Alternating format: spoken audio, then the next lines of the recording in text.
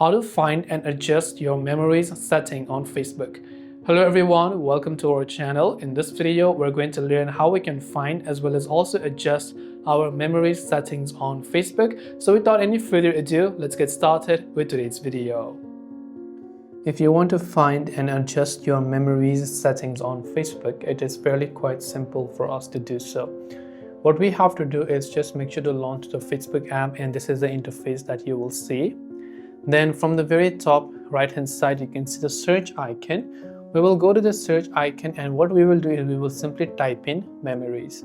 When we do that, we will find the first setting over there that says memories. It says to browse memories, view friends series, or check out special videos and more. So what we'll do is just go to the memories button there. There we can see all of our major life events, then versus now, the highlights as well as the journey, and we can even create a new post based on the memories that we want to.